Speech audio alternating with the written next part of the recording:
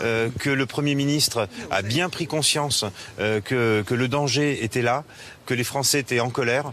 Et donc maintenant, c'est au rôle du Premier ministre de transmettre ces informations au Président de la République qui n'a pas voulu descendre dans l'arène du peuple. Donc c'est au Président de la République de prendre ses responsabilités et de parler le plus rapidement possible, et de parler avec des mots simples, de parler avec le cœur, de parler avec émotion, parce qu'il en suffit de parler depuis l'étranger ou depuis un porte-avions, il en suffit de parler avec des formules technocratiques, il faut qu'il parle concrètement et rapidement. Et ce soir, concrètement, qu'est-ce que vous avez apporté sur la table en face du Premier ministre? Eh bien, l'ensemble des revendications que nous avons collectées depuis plusieurs semaines, à savoir une justice fiscale, travailler fortement et rapidement sur l'évasion fiscale, sur les multinationales qui, par des montages financiers, sont exemptes de fiscalité, le problème de la concurrence fiscale entre pays européens, ça c'est un vrai sujet.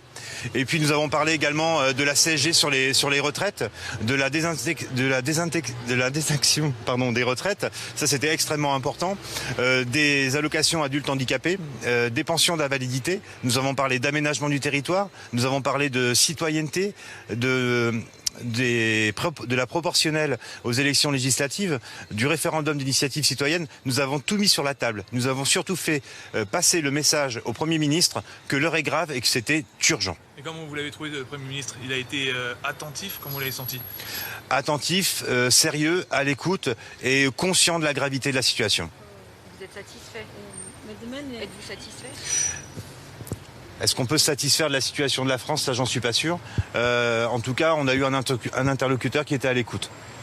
Mais demain, les gilets jaunes, c'est de l'avenir, quoi. Alors demain, les gilets jaunes seront partout en France, madame. Paris, ce n'est pas la France. Les Champs-Élysées, ce n'est pas la France. Donc il y aura des milliers de gilets jaunes et plus largement des milliers de Français qui seront partout en région, dans les départements, dans les grandes villes de France et qui manifesteront pacifiquement. C'est pour la télévision italienne que l'Italie aille faire un tour en région et qu'il quitte Paris aussi. Est-ce que vous avez le sentiment d'avoir fait un grand pas dans ce mouvement?